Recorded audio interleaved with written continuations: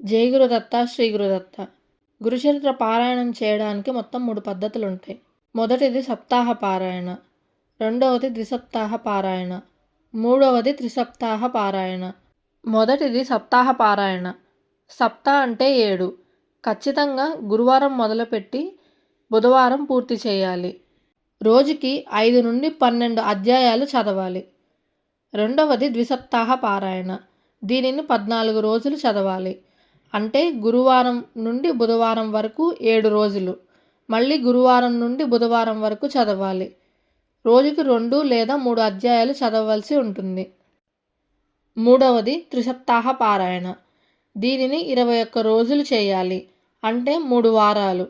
గురువారం మొదలుపెట్టి మళ్ళీ 3వ బుధవారం దాకా చదవాలి. 52 అధ్యాయాలు పూర్తయ్యేలాగా చూసుకోవాలి. అంటే రోజుకి 1 లేదా 2 అధ్యాయాలు చదవాలి. ఈ చరిత్ర పారాయణ చేయాలనుకున్నవారు ఉదయం స్నానం చేసి ఏమీ తినకముందు దేవుడి ముందు కూర్చొని దీపారాధన చేసి అగరవత్తులు వెలిగించి పారాయణ చేసుకోవాలి. టీ, కాఫీ, పాలు లాంటివి తాగొచ్చు. ఉదయం పారాయణ చేసుకోవటం వీలు కాని వారు సాయంత్రం స్నానం చేసి పారాయణ చేసుకోవచ్చు. ఉదయం మొత్తం పారాయణ పూర్తి చేసుకోవడానికి వీలు కాకపోతే సాయంత్రం స్నానం చేసి మిగిలినది పూర్తి చేసుకోవచ్చు. గురుచరిత్ర పారాయణ చదివితే ఎంత ఫలితం వస్తుందో విన్నా కూడా అంతే ఫలితం వస్తుంది. ఇప్పుడు నేను చెప్పబోయేది ద్విసప్తాహ పారాయణ, అంటే 14 రోజులు. ఈ వీడియో పూర్తిగా వింటే గురుచరిత్ర పారాయణ మొదలుపెట్టినట్టే. మేము ద్విసప్తాహ పారాయణ చేస్తున్నాము. ప్రతిరోజు ఈ ప్లేలిస్ట్లో ఉన్న ప్రకారం రోజుకొక వీడియో చూసినా విన్నా పారాయణ చేసినట్టే. 14 రోజుల్లో గురుచరిత్ర పారాయణ పూర్తవుతుంది. మొదటి అధ్యాయం. పూర్వం నామధారకుడు అనే బ్రాహ్మణుడు చాలా కష్టాల్లో ఉండేవాడు. ఒకరోజు అతను నృసింహ సరస్వతి స్వామి గురించి, గంధర్వ నగరం గురించి విన్నాడు. గంధర్వ నగరం అంటే ఇప్పుడున్న గాన్గాపూర్. ఆయన్ని దర్శించుకుంటే కానీ తన కష్టాలు తీరవని నిశ్చయించుకొని కాలినడకన గాన్గాపూర్ బయలుదేరాడు. దారిలో నడుస్తూ ఉన్నంతసేపు స్వామిని దర్శనం కాకపోతే నాకు చావే దిక్కు, నాకు ఇంతకన్నా ఇంకో దారి కనిపించడం లేదు, నేనేం పాపం చేశాను, ఎంత పాపం చేసినా ఆ దేవుడిని భక్తితో స్మరిస్తే అన్ని కష్టాల నుండి బయటపడేస్తాడు అని అంటారు కదా. గురువే త్రిమూర్తి స్వరూపం అని, గురువుని తలచిన వెంటనే ఫలితం ఇస్తాడని వేదాలు చెబుతున్నాయి కదా. ఈ కలియుగంలో నృసింహ సరస్వతి స్వామియే అంతటి గురువు అని కీర్తి వచ్చింది కదా. మరి నా పట్ల అది ఎందుకు నిరూపణ కావట్లేదు? మీ గురించి తెలిసిన రోజు నుంచి మిమ్మల్ని స్మరించని రోజు ఉందా? మీకు నా మీద ఎందుకు జాలి కలగడం లేదు? నా వంటి పాపీ లేడు, మీ వంటి పాపహరుడు లేడు, నన్ను ఉద్ధరించండి అని అలా బాధపడుతూ అలసిపోయి దారిలో ఒక చెట్టు కింద కూర్చొని నిద్రపోతాడు. అలా నిద్రపోతున్న నామధారకుడి కలలోకి ఒక జడలు, విభూది, పులిచర్మము ధరించిన స్వామి కలలో దర్శనమిచ్చారు. నామధారకుడు కలలో స్వామికి సాష్టాంగ నమస్కారం చేసి పాదపూజ చేస్తాడు. కాళ్ల మీదున్న నామధారకుడిని స్వామి పైకి లేపి నుదుటిపై విభూది పెట్టి ఆశీర్వదిస్తారు. వెంటనే నామధారకుడు కలలో నుంచి బయటకు వస్తాడు. చుట్టూ ఎవరూ ఉండరు. కానీ తన నుదుటిన తాకిన ఆ స్పర్శ నిజంగా అనిపిస్తుంది. వెంటనే లేచి గురువుని స్మరిస్తూ ముందుకు నడవటం మొదలు పెడతాడు. ఇంతటితో మొదటి అధ్యాయం సమాప్తం. రెండవ అధ్యాయం. కొంత దూరం వెళ్ళేసరికి నామధారకుడికి కలలో వచ్చిన ఆ స్వామి దూరంగా కనపడతారు. దగ్గరగా వెళ్ళి చూడగా సాక్షాత్తు ఆయన కలలోకి వచ్చిన ఆ స్వామే. ఆనందంతో నామధారకుడికి కళ్ళు ఆనంద బాష్పాలతో నిండిపోతాయి. భక్తితో తల వంచి నమస్కరించి, నేను గురుదర్శనం కోసం తప్పించి ఇక్కడికి వచ్చాను. అది లభించకుంటే మరణించాలని అనుకున్నాను. కానీ నా కలలో మీ దర్శనం అవ్వగానే నా కష్టాలు తీర్చగలవారు మీరే అని నా మనసుకు అర్థమయ్యింది. నా అజ్ఞానం అనే చీకటిని తొలగించే జ్ఞానస్వరూపులు మీరు. నా పేరు నామధారక శర్మ. మీ పేరేంటి, ఎక్కడి నుండి వస్తున్నారు అని యోగిని అడుగుతాడు. అప్పుడు ఆ యోగి నామధారకునితో ఇలా చెప్తారు. ఎవరైతే నీ కష్టాలను తీర్చి నీకు ముక్తిని ప్రసాదిస్తారా అని నువ్వు అనుకుంటున్నావో అట్టి త్రిమూర్తి స్వరూపం అయిన శ్రీ నృసింహ సరస్వతి స్వామి శిష్యుణ్ణి నేను. నా పేరు సిద్ధుడు. నేను త్రిలోకాలలో తీర్థయాత్రలు చేస్తూ ఉంటాను అని యోగి చెప్తారు. అప్పుడు నామధారకుడు, స్వామి, నేను నృసింహ సరస్వతి స్వామి వారు చేసిన మహిమల గురించి, ఆయన గొప్పతనం గురించి ఎందరో చెప్పగా విన్నాను. మా పూర్వీకులందరూ ఆయన భక్తులే. అందుకే నాకు ఆయన మీద భక్తి కలిగింది. నేను ఆయనను ఎంత స్మరిస్తున్నా గానీ నా కష్టాలు తీరట్లేదు. ఆయన అనుగ్రహం నాపై లేదు. ఎందుకు అని నామధారకుడు ప్రశ్నిస్తాడు. అప్పుడు సిద్ధుడు ఇలా చెప్పడం మొదలు పెడతాడు. నామధారక, నేను చెప్పేది శ్రద్ధగా విను. భక్తవత్సలుడైన సద్గురువు కృప అన్ని జీవులపైన ఎల్లప్పుడూ ఉంటుంది. అందులో ఎట్టి సందేహమూ లేదు. ఆయన కృపకి పాత్రులైన వారికే కాకుండా వారి వంశంలో అందరికీ ఆయన కృప కలిగే ఉంటుంది. అయితే నీకు ఆయన పైన సందేహమైనా ఉండాలి, లేదా నీ గురుభక్తి ఇంకా దృఢం కాకపోయి ఉండాలి. మనస్సులో శ్రద్ధ లేకపోయినా, గురువు పైన సందేహం ఉన్నా ఆయన మనల్ని అనుగ్రహించరు. మనస్ఫూర్తిగా ఆయన్నే నమ్మి ఆయన్నే సేవించిన వారికి ఎలాంటి బాధలు ఉండవు. బ్రహ్మ, విష్ణు, మహేశ్వరులు వాళ్ళ భక్తుల మీద కోపం చూపించినా సద్గురువు తన భక్తులని సునాయాసంగా రక్షించగలరు. కానీ ఆ సద్గురువే కోపిస్తే వారిని ఎవరూ రక్షించలేరు. అలా అని గురువు ఎన్నడూ తన శిష్యులని కోపించరని సిద్ధుడు నామధారకునితో చెప్తారు. తన ప్రశ్నకు సమాధానం దొరికిన నామధారకుడు మళ్ళీ ఇలా అడుగుతాడు. స్వామి, అసలు సద్గురువు త్రిమూర్తి స్వరూపుడు ఎలా అయ్యారు అని ప్రశ్నిస్తాడు. ఆ ప్రశ్నకి సిద్ధుడు నామధారకుడితో ఇలా చెప్తారు. నామధారక, మొదట పరమాత్మ ఒక్కడే ఉన్నాడు. ఒక సమయంలో నేను అనేకం అవుదునుగాక అని సంకల్పించి ఈ చరాచర విశ్వం అయ్యాడు. అందులో ఉన్న జీవులను ఉద్ధరించడానికి తిరిగి ఆయనే సద్గురువు అయ్యాడు. శిష్యునికి తత్వజ్ఞానం కలిగించడం వలన, అజ్ఞానం నుండి రక్షించడం వలన, జన్మ పరంపరని నశింపజేయడం వలన గురువు సృష్టి స్థితి లయలకు కారణం అయిన త్రిమూర్తుల స్వరూపం అయ్యాడు అని చెబుతారు.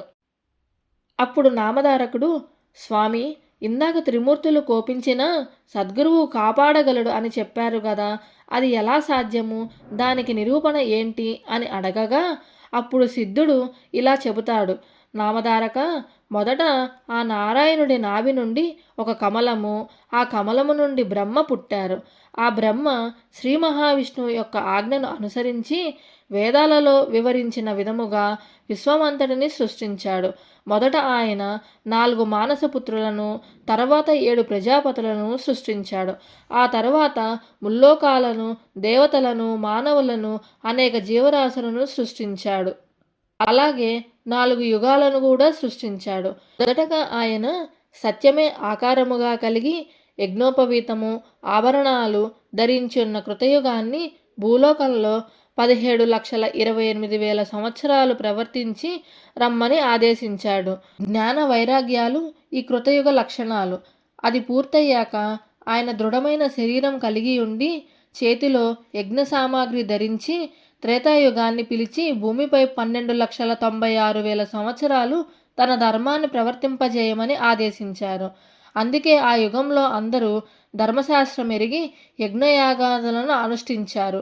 అటు తర్వాత బ్రహ్మ ఖడ్గము, మంచంకోడు, ధనుర్బాణాలను ధరించిన ద్వాపరయుగాన్ని పిలిచి భూమిపై 8,64,000 సంవత్సరాలు తన ధర్మాన్ని ప్రవర్తింపజేయమని ఆదేశించారు. అందుకే ఆ యుగంలో శాంతి, ఉగ్రత్వము, దయ, కాఠిన్యము మొదలైన పరస్పర విరుద్ధములైన గుణాలతో మానవులు జీవించారు.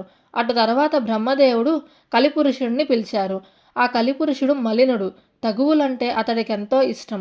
కలి అంటేనే తగువు అని అర్థం. అతడు క్రూరుడు, వైరాగ్యమే లేనివాడు, పవిత్రత అంటేనే గిట్టనివాడు. అతడు తన ఎడమ చేతితో తన మర్మ అవయవాన్ని, కుడి చేతితో నాలుకను పట్టుకొని ఆనందంతో గంతులు వేస్తూ వచ్చాడు.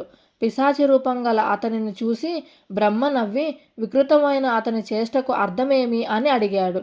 కలిపురుషుడు బ్రహ్మదేవునితో ఇలా చెప్పారు. స్వామి, నేను మానవులందరినీ కామకులుగాను, జిహ్వచాపల్యం కలవారుగాను చేసి వారు ఉత్తమగతి పొందకుండా చేస్తానని ప్రతిజ్ఞ పూనాను. అదే నా ఈ చేష్టకు అర్థం అన్నాడు. అప్పుడు బ్రహ్మ అతనిని భూలోకానికి వెళ్ళి అక్కడ 4,32,000 సంవత్సరాలు అతని ధర్మాన్ని ప్రవర్తింపజేయమని ఆదేశించాడు. కానీ నువ్వు గురువుని సేవించే వాళ్ళ జోలికి మాత్రం వెళ్ళవద్దు అని బ్రహ్మదేవుడు కలిపురుషుడితో చెబుతాడు. అప్పుడు కలిపురుషుడు, స్వామి, అసలు గురువు అంటే ఎవరు? మీరు గురువు గురించి ఎందుకు ఇంత ప్రత్యేకంగా చెబుతున్నారు అని బ్రహ్మదేవుడిని అడగగా బ్రహ్మదేవుడు కలిపురుషుడితో గురువు గురించి ఈ విధంగా చెబుతారు. గురువును సేవించి ఎవరైతే ఆయన ప్రీతికి పాత్రుడవుతాడో అట్టి శిష్యుడు తానే బ్రహ్మ అవుతాడు. అతనికి తీర్థయాత్రలు, వ్రతాలు, తపస్సు చేసిన ఫలితమంతా గురుసేవ వల్లనే లభిస్తుంది. గురువు వల్లనే శిష్యునికి వర్ణాశ్రమ ధర్మాలు, సదాచారము, కర్మాచరణ, భక్తి, వైరాగ్యము, ముక్తి కూడా లభిస్తాయి. గురువు లేనిదే మోక్షం లభించదు. కారణం, గురువు లేనిదే శాస్త్రశ్రవణము, తత్వశ్రవణము లభించవు. అవి లభించకుంటే మానవులకు నీ వలన భయం తప్పదు. శాస్త్రాలు స్వయంగా చదువుకుంటే అర్థమయ్యేవి గావు. శాస్త్రాలను సార్థకమైన రీతిని వివరించడం సద్గురువుకు మాత్రమే సాధ్యం. అందుకే ఆయన జ్ఞానజ్యోతి స్వరూపము. సద్గురు సేవ వలన సర్వము సిద్ధిస్తుంది. అందుకు తార్కాణం చెబుతాను విను. పూర్వం గోదావరి తీరంలో అంగీరస మహర్షి ఆశ్రమంలో అనేక మంది సద్బ్రాహ్మణులు తపస్సులు చేస్తూ ఉండేవారు. వారిలో పైలుని కుమారుడు వేదధర్ముడు అనే ముని ఉండేవాడు. ఆయనకెందరో శిష్యులుండేవారు. ఒకసారి ఆయన తన శిష్యుల భక్తి శ్రద్ధలను పరీక్షించదలచి అందరినీ పిలిచి ఇలా అన్నారు: నేను పూర్వజన్మలో చేసిన పాపం ఈ జన్మలో చేసిన తపస్సు పుణ్యం వల్ల కొంత కరిగినా ఇంకా కొంత భాగం మిగిలే ఉంది. అది అనుభవిస్తే గాని తీరదు. ఒకవేళ దానిని నా తపశ్శక్తితో పోగొట్టుకున్నా అది నా మోక్షానికి విఘ్నం కలిగిస్తుంది. అందువలన నేను సర్వపాపహరమైన కాశీనగరానికి వెళ్ళి ఆ కర్మశేషం అనుభవించి దాన్ని నశింపజేసుకుంటాను. అక్కడ నాకు తోడుగా ఉండి సేవ చేయగలవారు మీలో ఎవరున్నారు అని అడుగుతాడు. భయంతో శిష్యులందరూ మౌనం వహిస్తారు. దీపకుడు అనే శిష్యుడు మాత్రం ఆయనకు నమస్కరించి, స్వామి, మోక్షానికి అడ్డంగా వచ్చే పాపంని ఉంచుకోకూడదు. మీరు అనుమతి ఇస్తే ఆ పాపాన్ని నేను అనుభవిస్తాను. ఆజ్ఞాపించండి అని కోరుకుంటాడు. అప్పుడు గురువు సంతోషించి, ఈ పాపంని నేను అనుభవించాలి. వేరే వాళ్ళు అనుభవిస్తే ఆ పాపం తీరదు. రోగి కంటే తనకి సేవ చేసే వాళ్ళకే కష్టం ఎక్కువగా ఉంటుంది. అందుకు ఇష్టమైతే నువ్వు నాతో కూడా రావచ్చు అని చెప్పగా దీపకుడు అంగీకరిస్తాడు. ఇద్దరూ కలిసి కాశీ చేరుకుంటారు. అక్కడ వేదధర్ముడు మణికర్ణికా ఘట్టంలో స్నానం చేసి మణికర్ణికకు నమస్కరించి విశ్వనాథుడిని పూజించాడు. వెంటనే ఆయనకు గళత్కుష్టి రోగము, కుంటితనము, గుడ్డితనము వచ్చాయి. ఆయన శరీరమంతా కుష్ఠిరోగంతో కుళ్ళిపోయి పురుగులు పడి దుర్వాసన కొట్టసాగింది. దానితోడు మతిస్థిమితం కూడా తప్పింది. సహజంగా ఎంతో ప్రేమమూర్తి అయిన ఆ ముని ఎంతో క్రూరంగా ప్రవర్తించసాగాడు. దీపకుడు మాత్రం తన గురువు సాక్షాత్తు విశ్వనాథుడని విశ్వసించి నిత్యము ఆయన శరీరం శుభ్రం చేసి సర్వోపచారాలతో పూజ చేస్తూ అన్నం తెచ్చి పెడుతుండేవాడు. ఒకనాడు కాశీ విశ్వనాథుడు అతని గురుభక్తికి మెచ్చి దర్శనమిచ్చి వరం కోరుకోమన్నాడు. అతడు తన గురుదేవుని అనుజ్ఞ లేకుండా ఎట్టి వరము కోరలేనన్నాడు. శిష్యుడు తన గురువు వద్దకు వెళ్ళి, గురువుగారు, కాశీ విశ్వనాథుడు ప్రత్యక్షమయ్యి నన్ను ఒక వరం కోరుకోమన్నారు. నేను మీకు వ్యాధి నయమయ్యేలాగా వరం కోరుకోమంటారా అని వేదధర్ముణ్ణి అడుగుతాడు. అప్పుడు ఆయన, ఏమిరా, నా సేవ చేయడం నీకంత కష్టంగా ఉందా? నా కోసం నీ వెట్టి వరము కోరనక్కర్లేదు. వరం వలన ఈ రోగం పోగొట్టుకుంటే దానిని మరొక జన్మలో అనుభవించవలసి వస్తుంది అని శాస్త్రం చెబుతుంది. కనుక నేను ఈ జన్మలోనే ఈ పాపం అనుభవించి నా మోక్షానికి ఆటంకం తొలగించుకుంటాను అని చెప్తారు. దీపకుడు గురువుగారు అన్న మాటలు కాశీ విశ్వనాథుడితో చెబుతారు. కాశీ విశ్వనాథుడు ఆ విషయం తెలుసుకొని విష్ణుమూర్తితో చెప్పాడు. విష్ణుమూర్తి ఆనందించి ఆ గురు శిష్యులను చూడడానికి వెళ్ళారు.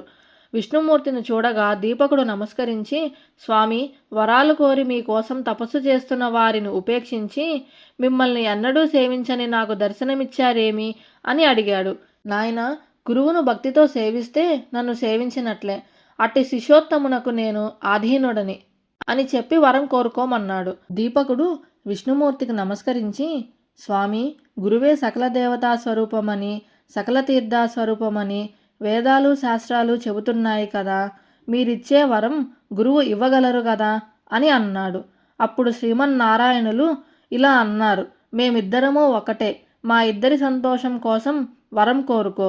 నేను అది ప్రసాదించి ఎల్లప్పుడూ నీ ఆధీనంలోనే ఉంటాను అని అన్నారు. దీపకుడు, స్వామి, అలా అయితే నా గురుభక్తి నిరంతరము వృద్ధి చెందేలా అనుగ్రహించండి అని కోరుకున్నాడు. విష్ణుమూర్తి సంతోషించి, నీవు గురుసేవ వలన తరించావు. నీవి లోకంలోనే బ్రహ్మానందము పొందగలవు. త్రిమూర్తులమైన మా అనుగ్రహం వల్లనే మానవులకు సద్గురువు లభిస్తారు. అని చెప్పి విష్ణుమూర్తి అంతరార్థం అయ్యారు. తరువాత శిష్యుడు జరిగినదంతా చెప్పడానికి గురువు వద్దకు వెళ్ళాడు. అప్పుడు గురువు అయిన వేదధర్ముడు జరిగినదంతా చెప్పి దీపకుని గురుభక్తికి మెచ్చి, చిరంజీవి, నీవు కాశీలోనే నివసించు. అష్టసిద్ధులు నవనిధులు నిన్ను సేవిస్తుంటాయి. నిన్ను స్మరించిన వారి కష్టాలు కూడా నశిస్తాయి అని ఆశీర్వదించి వెంటనే ఆరోగ్యవంతుడయ్యాడు. ఇటువంటి గురుసేవా వృత్తాంతాలు అనేకమున్నాయి. ఇవి చెప్పేవారి దోషాలు, వినేవారి పాపాలు కూడా పోగొడతాయి. ఓ కలిపురుష, కలియుగం ప్రారంభమయ్యే సమయం ఆసన్నమైంది. కనుక నీవు భూలోకానికి వెళ్ళు. కానీ గురువును సేవించే భక్తులను మాత్రం నీవు కంటితోనైనా చూడవద్దు సుమా అని బ్రహ్మదేవుడు ఆదేశించాడు. అది విని కలిపురుషుడు ఆయనకు నమస్కరించి భూలోకానికి వెళ్ళాడు. గురువు యొక్క మహిమ ఇంతా అంతా అని చెప్పడానికి వీలవుతుందా నామధారక? కావున నీవు సందేహాలు విడిచిపెట్టి శ్రద్ధతో గురువును పూజించు అని నామధారకుడికి సిద్ధుడు చెప్పారు. ఇంతటితో 2వ అధ్యాయం సమాప్తం. జై గురుదత్త, శ్రీ గురుదత్త.